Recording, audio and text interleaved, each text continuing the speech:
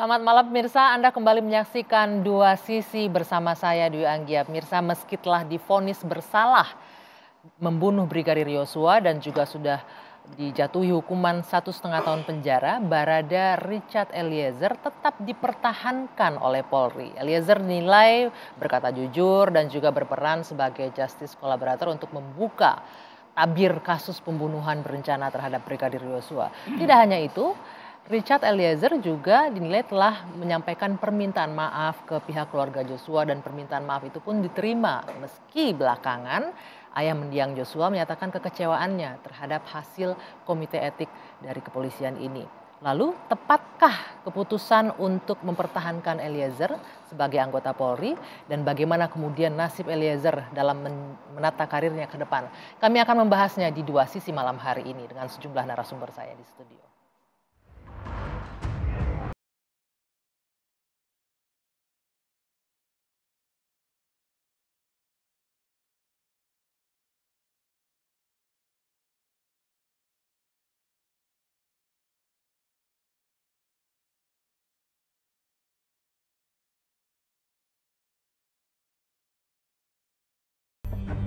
Semua tindakan yang dilakukan terduga pelanggar dalam keadaan terpaksa dan karena tidak berani menolak perintah atasan.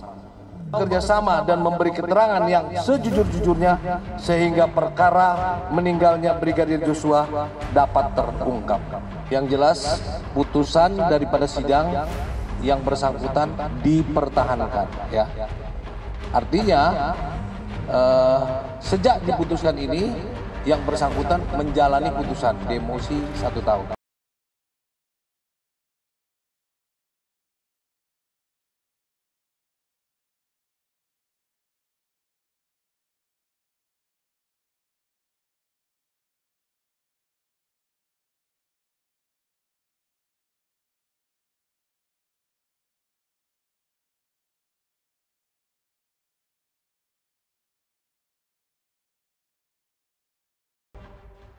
Langsung saya perkenalkan sejumlah narasumber yang sudah hadir. Di sebelah kanan saya ada Bung Johnson Panjaitan, penasihat IPW. Selamat malam, Bung Johnson.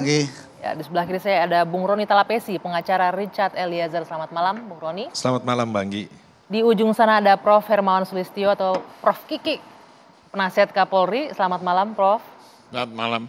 Lagi hobi naik gunung katanya, Prof ya? Memang tinggal di Oh, gunung. memang tinggal di gunung. Di Cibadak. Di Cibadak jauh ya. Di Cibadak. Oke. Dan juga nih Bapak-Bapak bergabung secara virtual. Malam hari ini ada Brigjen Ahmad Ramadan, Karopenmas Polri. Selamat malam, Pak Ahmad Ramadan. Selamat malam, Mbak Dwi Anggia. Ya, apa kabar Pak? Alhamdulillah baik, Mbak. Ya, tadi Prof. Kiki udah singgung nih, ini Pak Ramadan ini mukanya paling sering muncul belakangan di layar televisi manapun. Dan sekaligus jadi dikejar-kejar wartawan nih kayaknya nih Pak Ramadan. Dia muncul, kalau nggak mau muncul saya disuruh ngomong. Gimana?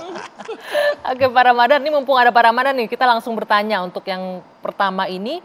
Kalau berbicara soal pertimbangan mengenai dipertahankannya Richard Eliezer di Polri, kita mungkin sudah bisa membaca banyak di media online ya Pak Ramadan ya. Tapi kemudian yang benar-benar menjadi pertimbangan yang meringankan sehingga seorang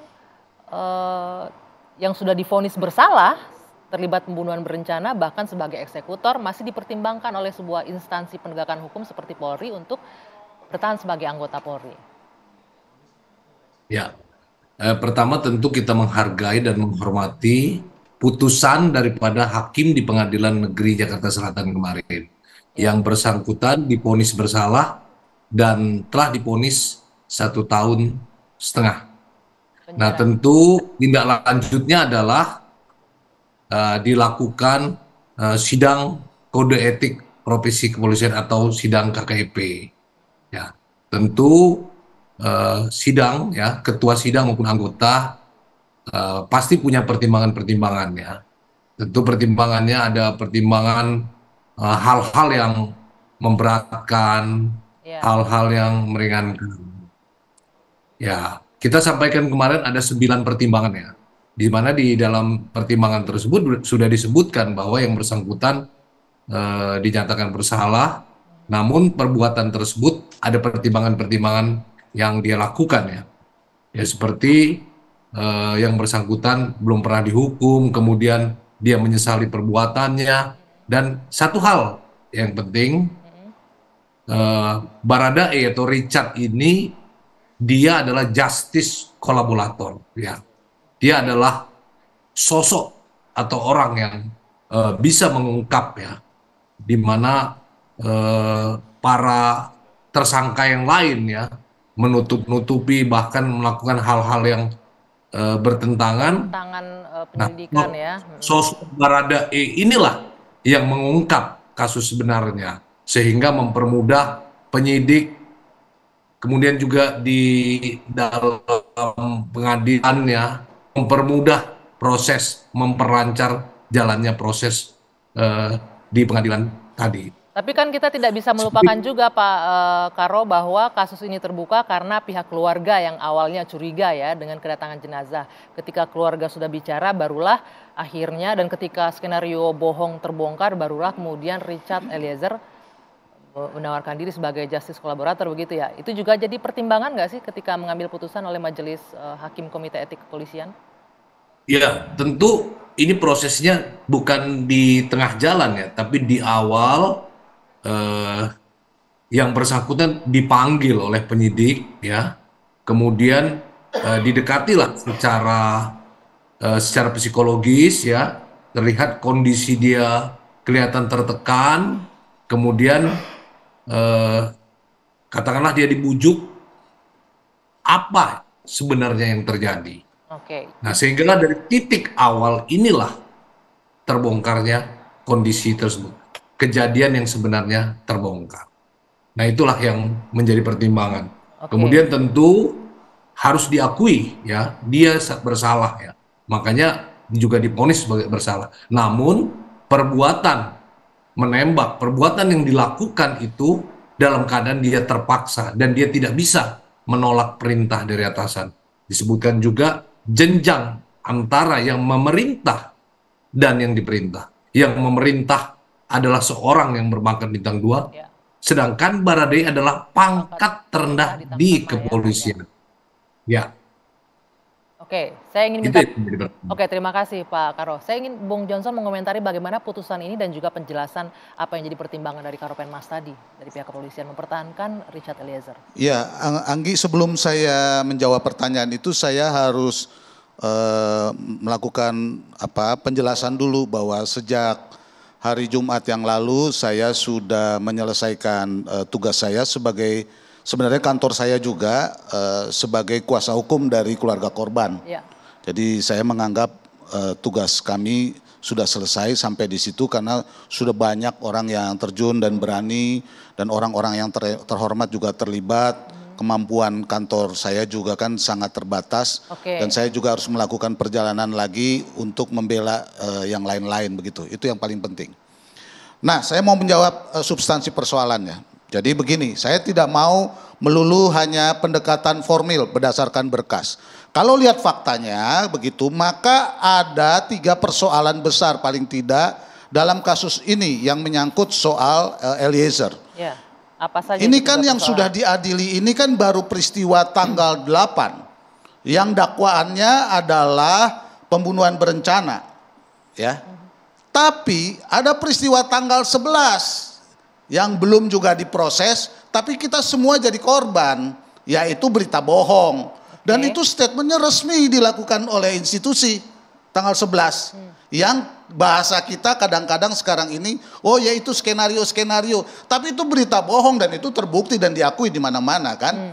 Nah, saya mau ingatkan. Tapi konteks kita kan terkait dengan diterimanya Eliezer ini Bang. Apa nih kaitannya? Iya, tapi faktanya itu dulu. Nanti saya akan jelaskan. Selain itu juga kan ada soal senjata. Ya dia pangkatnya terendah, dia punya ini problem dan saya persoalkan kan sejak dari awal. Tapi menurut saya tidak fair kalau mempersoalkan juga dia di Satgasus walaupun daftarnya ada begitu ya. Nah, konteksnya apa nih dia di Satgasus ini siapa? Eliezer di Satgasus? Iya, kan itu ada daftar nama-namanya.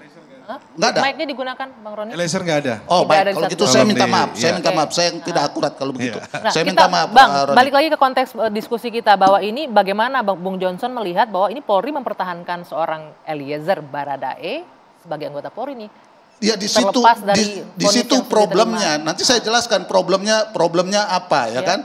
Karena tuntutan justice kolaborator menurut saya tidak melulu hanya normatif di persidangan. Publik sekarang membutuhkan juga penjelasan kenapa dia ya melakukan kesaksian yang menjerumuskan juga misalnya Komnas HAM dan kita semua, dan saya kira juga Pak Ramadan dan juga staf ahli Kapolri gitu ya, dan ya, ini Prof dipakai mic-nya Prof, ya, silakan. Enggak, saya enggak pernah komentar waktu itu.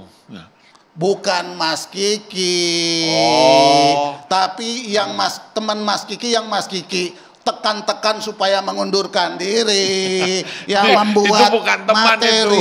itu. Ya Itu teman bukan kita teman. dong Mas, Bang, teman saya juga. Ini waktu kita kan agak pendek nih Bang, Ya. jadi agak langsung nih, poinnya apa nih, relevansinya apa dengan yang Poin Anda sampaikan? saya adalah saya berharap keberanian Eliezer ini terus, karena banyak hal yang harus kita perbaiki, terutama juga kita kan berkepentingan dengan Komnas. Dia ngomong terus, tapi kan sekarang dia masuk lagi jadi polisi, tentu dia nggak bisa sembarangan karena Ngomong terus karena dalam dia konteks apa nih? dalam Ngomong konteks sebagai justice kolaborator, apa yang sebenarnya terjadi di luar BAP yang dijadikan dasar untuk persidangan itu kan Artinya penting dengan untuk publik. vonis hakim itu tidak cukup bagi Anda Oh menyelesaikan tidak kasus cukup, ini? perjuangan kita masih panjang. Anggi, yang kita mau lawan ini adalah, saya mau agak teknis nanti biar Mas Kiki ini. Dulu kita lawan jaringan kejahatan terhadap kemanusiaan. Sekarang kita harus melawan jaringan kejahatan terhadap keadilan. Ini cukup berat dan harus kita perjuangkan, dan saya berdoa supaya modal kita terhadap Eliezer ini bisa tetap kita pertahankan dan kita besarkan terus untuk melawan jaringan ini. Menurut saya. Apakah Prof Kiki juga melihat kekhawatiran seperti yang dipikirkan oleh Bung Johnson? Tapi nanti Prof dijawab, Prof. Kita harus jeda dulu. Kami akan kembali usai jeda saat lagi.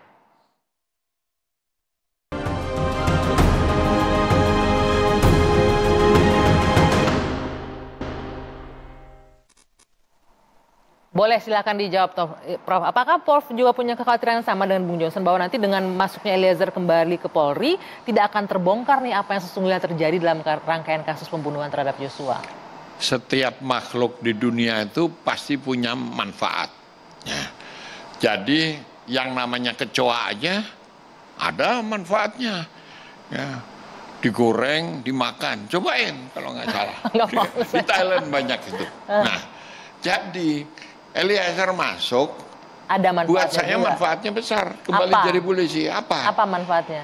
Saya kalau jadi as SDM, nggak usah Kapolri lah, as SDM, saya akan tugasi Eliezer didampingi satu perwira, kerjanya setiap hari keliling ke seluruh Polda, ke seluruh SPN, ya, pendidikan Bintara.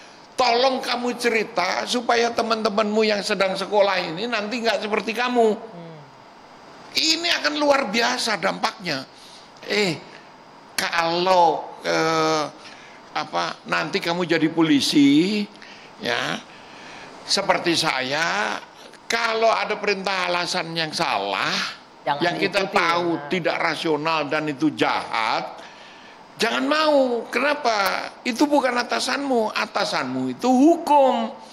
Nah, atasanmu itu bukan komandan. Atasanmu itu hukum. Nanti kejadiannya seperti saya. Wah, cerita.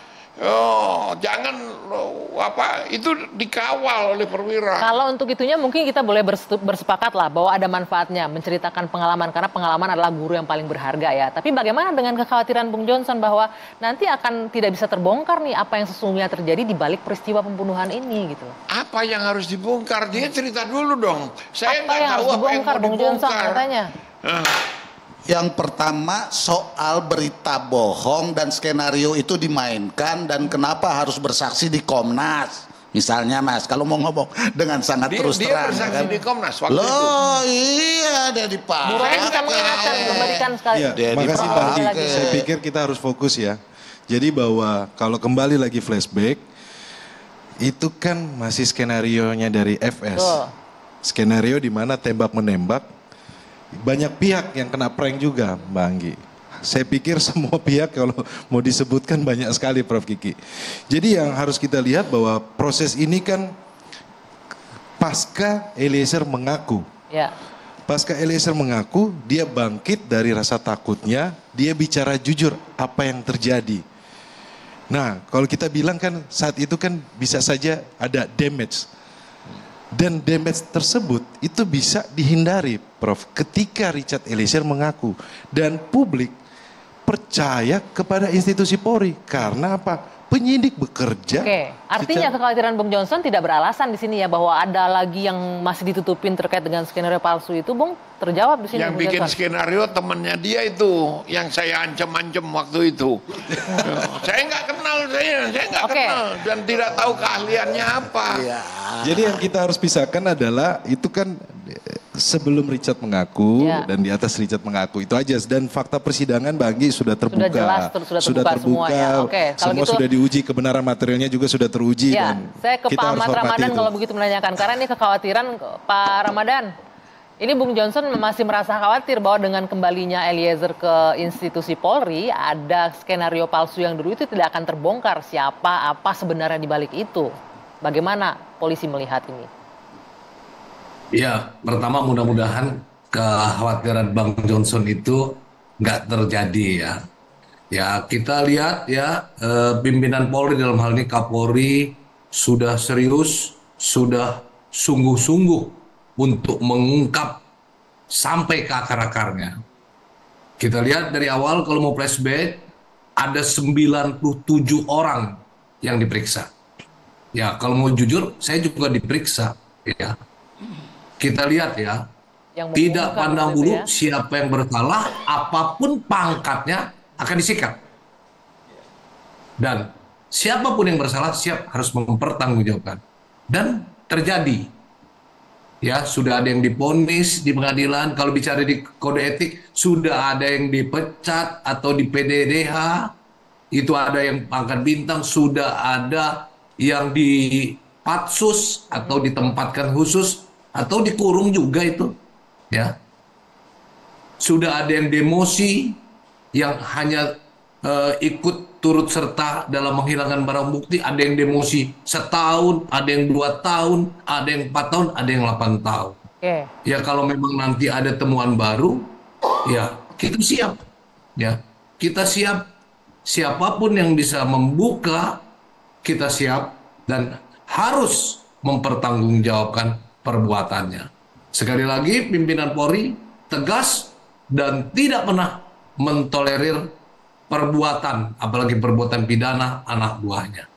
Begitu Mbak Dwi Anggia, penjelasan saya. Pak Ramadan, ini berbicara soal perbuatan pidana. Dari segi pidana, jelas-jelas kan ini Richard Eliezer sudah bersalah. Sementara ini dari etik malah lebih ringan begitu ya. Ini mungkin banyak juga publik yang masih bertanya-tanya ketika divonis ini pelanggaran pidana yang sudah terbukti bersalah, tapi di etik dia masih bisa diterima gitu.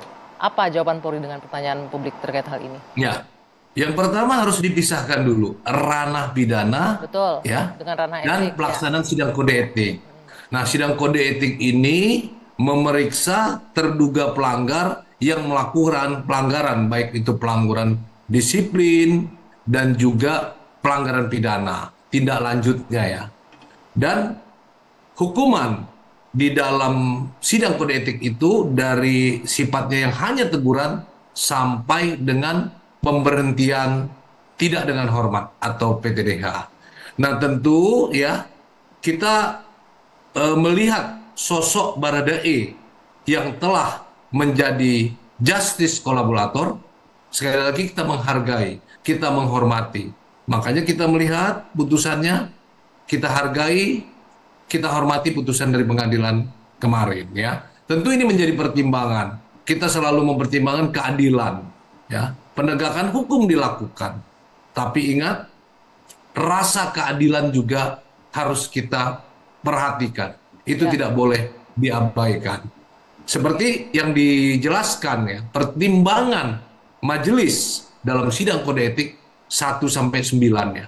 Dijelas dia dinyatakan bersalah karena melakukan tindakan ya yang menyebabkan meninggal dunia, dan itu sudah divonis di pengadilan negeri. Tetapi pertimbangan-pertimbangan lain mengapa bisa terjadi itu nomor 1 sampai 9 di poin itu sudah dijelaskan bahwa yang bersangkutan adalah seorang anggota Polri dengan pangkat rendah dan diperintahkan atasannya yang berpangkat bintang 2. Jenjang pangkat yang terlalu tinggi, tidak sanggup, tidak berani menolak ya dengan tekanan. Walaupun sebelumnya Brigadir Riki Rizal bisa menolak ya Pak Ramadan ya?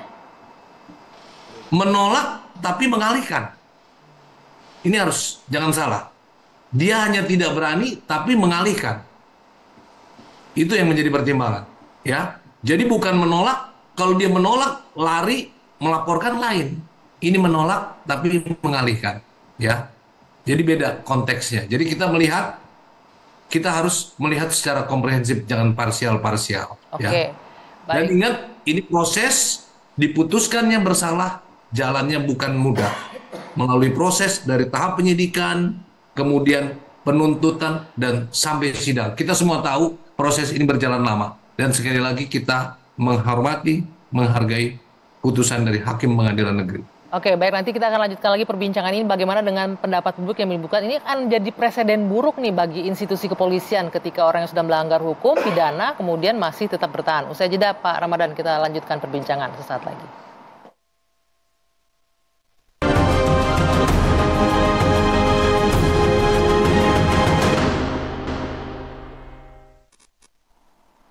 Kita lanjutkan kembali Dua Sisi, pemirsa. Anda masih bersama kami dan kami ingin ke Pak Ahmad Ramadan. Bagaimana Polri menanggapi ada beberapa pendapat publik Pak, diantaranya seperti ini, bahwa dengan kembalinya Richard Eliezer ini akan menjadi presiden buruk untuk institusi kepolisian, Pak Ramadan.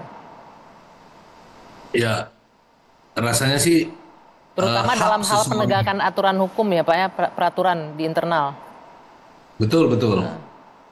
Itu adalah hak orang ya untuk menilai, tapi sekali lagi ini kita tidak melihat secara parsial ya, bahwa seseorang yang bersalah kemudian dipertahankan. Itu melihatnya berarti parsial.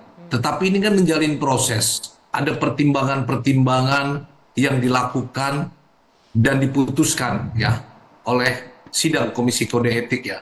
Pertimbangan-pertimbangan 1 sampai 9 itu yang disampaikan, yang mulai yang bersangkutan jujur, yang bersangkutan masih muda, yang bersangkutan adalah justice kolaborator, kemudian karena kejujuran lah bisa mengungkap ya, berbeda dengan dari tersangka-tersangka lainnya yang tidak sesuai dengan apa yang diberikannya.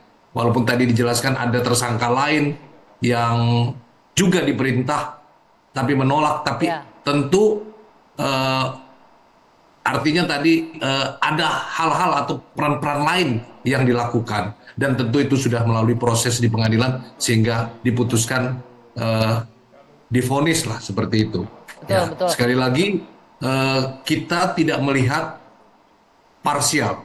Kita tidak melihat satu titik bahwa Baradae atau Richard Eliezer melakukan tindakan kemudian dipertahankan. Namun menjadi pertimbangan-pertimbangan lain itulah yang dibilang keadilannya.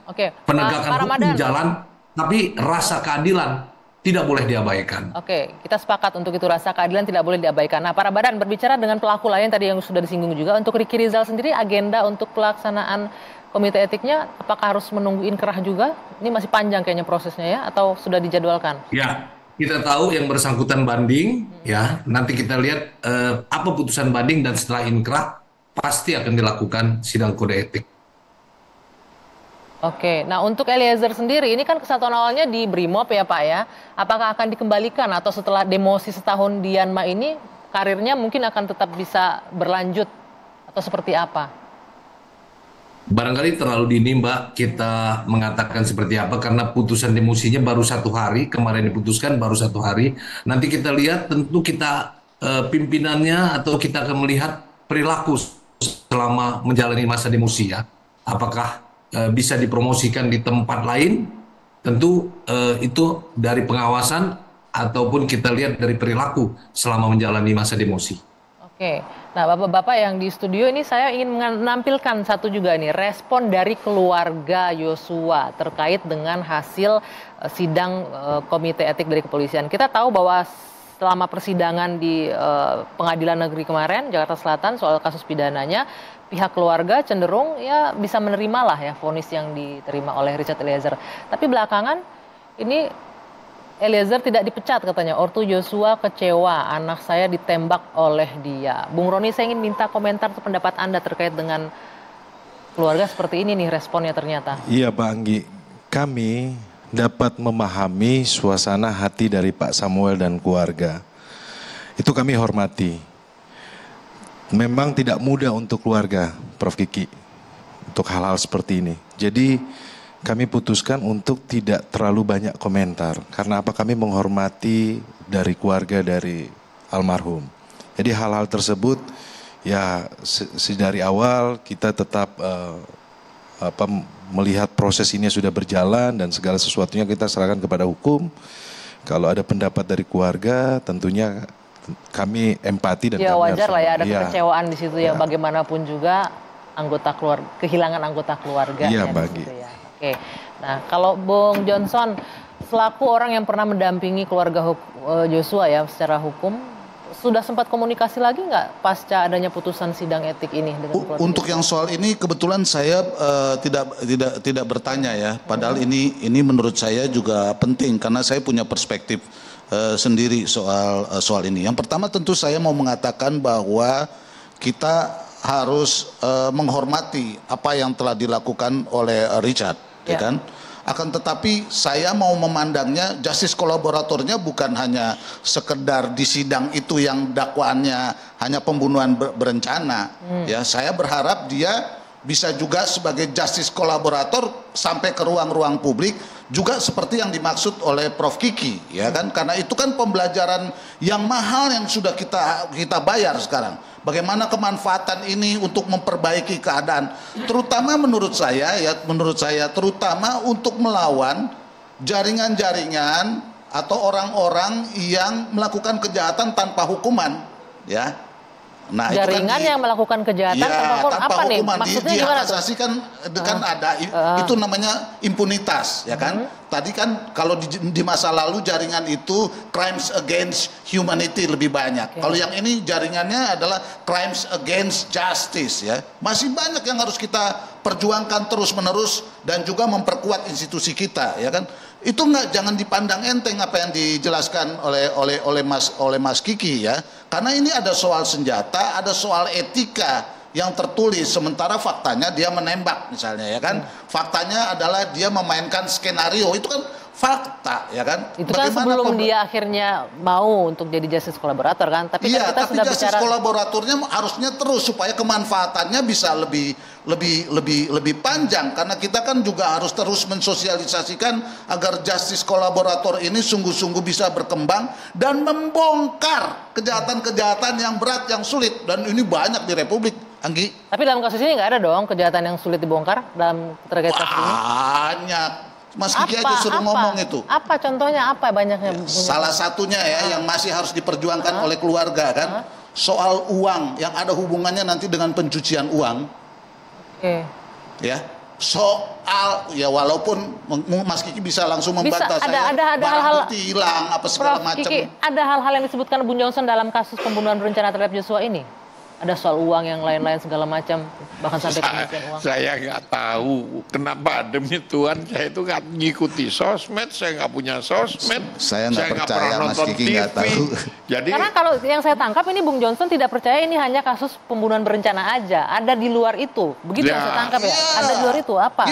Johnson kan harus membuktikan itu gitu loh, supaya terbongkar semua. Nah, tugas saya untuk sementara sudah selesai, Mas. Ya kan? Kalau mau diteruskan lagi tentu saya akan bikin dulu laporan berita bohong, ya kan? Karena Sarumpait aja sama Babi Ngepet aja dihukum, gimana? Persoalan berita bohong ini penting karena setahun lagi kita masuk tahun politik. Tahun politik. Dan itu kasus begitu akan bertumpuk berjipun sehingga pekerjaan dan tawaran job untuk lawyer tuh banyak tahun depan nih. banyak. Tapi bukan nggak tembak menembak lagi, tapi urusan berita bohong, pemilu nih. hoax dan Berita bohong lain-lain dengan ya. pemilu. Oke, kita balik lagi ke tema kita. Senjata gimana? Glock, Sebentar. Glock, apa Pak, itu? Pak Ramadan, Pak Karopenmas, Ya. ini kalau yang saya tangkap ini Bung Johnson tidak menerima ini bulat-bulat hanya kasus pembunuhan berencana terhadap Brigadir Joshua, tapi ada kasus lain di balik ini yang terkait dengan uang dan soal pencucian uang dan lain-lain. Anda dari institusi kepolisian melihatnya akan menangkap ini atau tidak? Ya, seperti saya katakan tadi bahwa Polri tidak pernah mentolerir perbuatan. Jadi, saya terima kasih Bang Johnson pasti punya peran ya. Peran dalam mengungkap ini tentu ada juga peran Bang Johnson dong. Sangat berperan kan.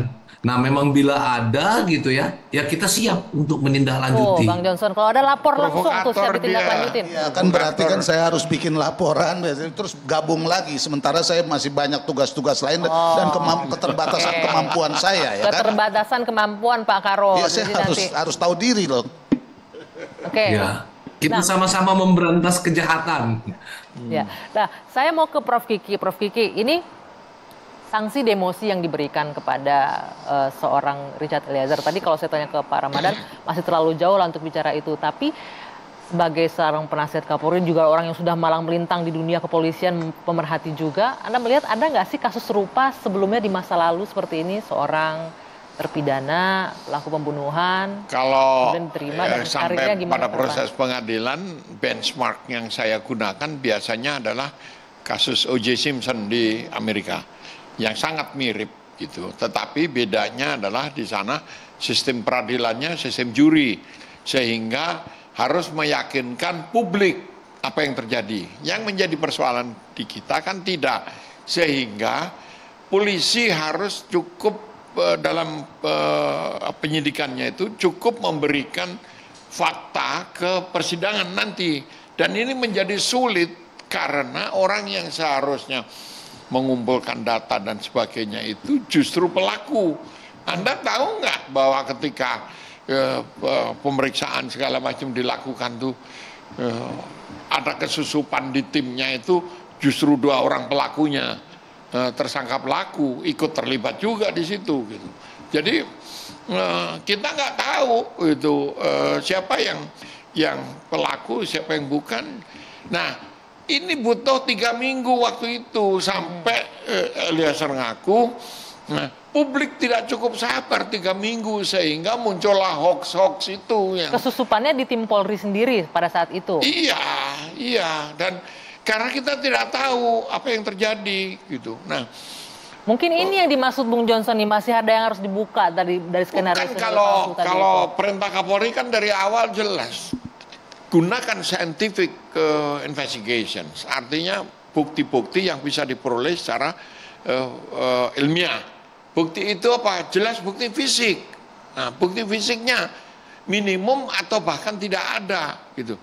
Sampai saking penasarannya, saking kesalnya, Kapolri itu memeriksa sendiri, Sambo diperiksa sendiri, semua yang lain itu diperiksa sendiri sampai dari pagi sampai pagi lagi nggak tidur dia. Nah, ini nggak ada yang tahu ini kan. Baru dibuka malam ini oleh Prof Kiki. Iya, karena langsung ternyata Kapolri nanganin kasus ini ya. Karena dia kan penyidik, mantan penyidik dan masih penyidik. Jadi diperiksa sendiri. 4 bintang 3 diturunkan loh. Itu Adi Makayasa, itu Doviri itu Adi Makayasa itu. Nggak, artinya ini malah justru jadi ini loh Pak. Betul. Mereka. Jadi sementara benar artinya kalau publik jadinya semakin rasa tingkat kepercayaannya terhadap institusi Polri jadi bertanya-tanya nih, jadi menurun kan jadinya. Case close bagi saya sekarang untuk kasus pembunuhannya. What next? What next? Tadi bilang, oh kalau dia balik nanti akan begini begitu. Terus ada pertanyaan tentang karir. Karir apa? Saya tuh ingatkan ya, di polisi itu ada 21 jenjang kepangkatan, sama seperti di militer. Dulu pernah dibuat menjadi 15 atau menjadi 9 jenjang saja seperti di Amerika. Nggak ini jadi. Mau dipangkas lagi nggak nih jadi. Sekarang. Untuk tamtama itu sempat dihapus. Jadi tidak ada tamtama. generasinya Eliezer ini generasi yang baru yang dihidupkan lagi hanya untuk 2 unit, yaitu Brimob dan Polairut. Polair waktu itu, karena udara belum masuk. Sisanya yang lain tidak ada tamtama. Nah, lalu untuk 21 jenjang, kenaikan pangkatnya normal itu 4 tahun, 5 tahun, 4-5 tahun. Jadi nggak perlu mengkhawatirkan ya, lah masa depan segala macam. Nggak ada, sampai bintang 4 itu dia butuh 10 kali reinkarnasi. Jadi mati, hidup lagi, artinya jadi maksudnya polisi nggak usah lagi, dibesar-besarkan lah begitu, artinya nembak lagi, dihukum lagi, hidup lagi, sampai 10 kali itu mungkin nggak sampai bintang 4, bintang 1 seperti Pak Ramadan aja belum tentu nyampe. Nah, gitu. dari Richard sendiri bagaimana Bung Roni setelah dengan diterimanya hasil putusan etik ini? Tapi nanti tahan dulu, kita akan kembali usai jeda saat lagi.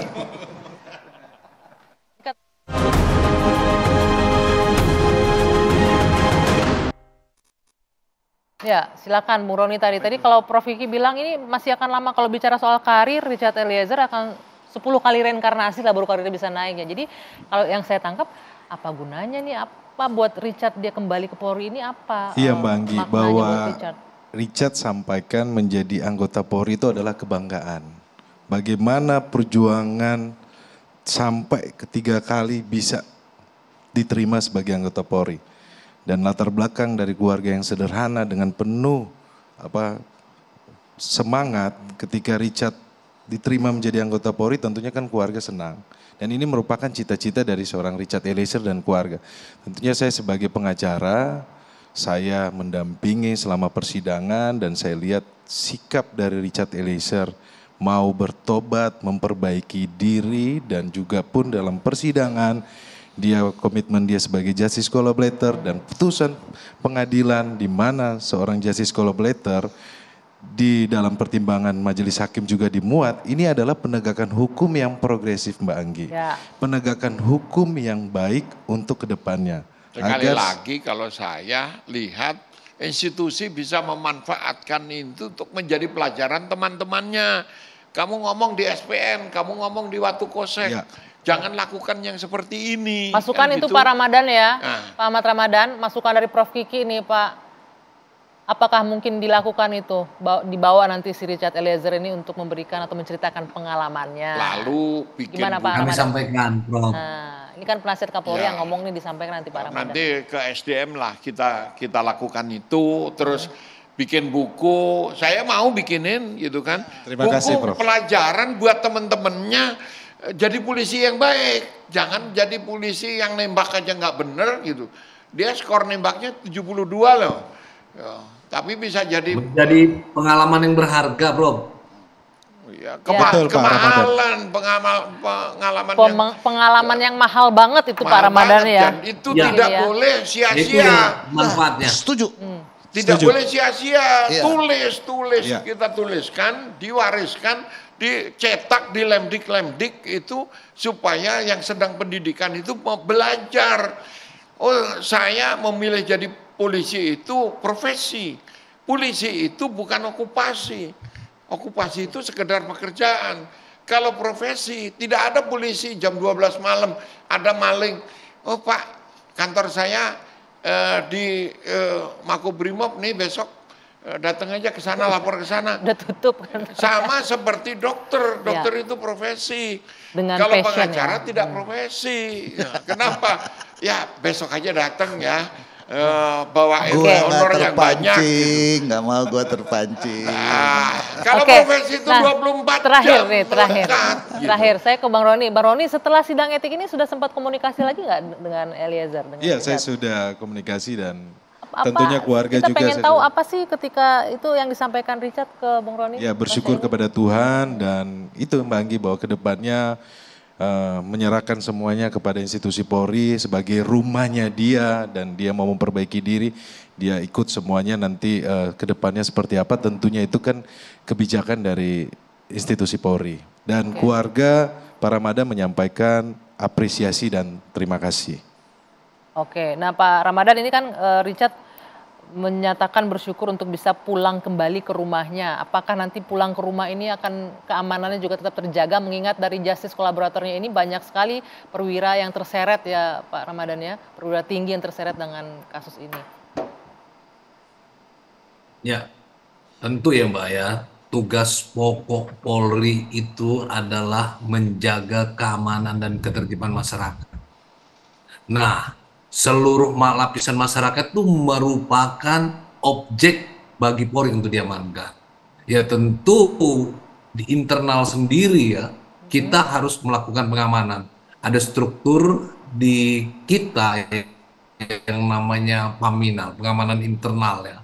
Tentu kita melakukan pengamanan, tentu melihat gejala-gejala ya. Ketika ada gejala, ada prediksi, kita akan lakukan antisipasi. Ya. Artinya jaminan keselamatan itu diberikan oleh Polri ya Pak ya? Semua persoalan sudah dipikirkan. Oke. Tentu kita sudah prediksi dan sudah kita antisipasi. Baik. Ya. Terima kasih Pak Karopenmas sudah berkenan bergabung bersama kami diskusi malam hari di Dua Sisi. Bung Johnson terima kasih, Prof Kiki terima kasih, Bang Roni terima kasih. Terima kasih Mbak Anggi, Prof Kiki. Ini kita sama-sama menyaksikan tadi kalau Bung Roni bilang sudah ada proses keadilan yang sangat progresif ya. Terima kasih Pak Ramadan. Saya harus akhiri Dua Sisi malam hari ini. Saya Dwi Anggia, kita jumpa lagi pekan depan. Sampai jumpa. Selamat malam.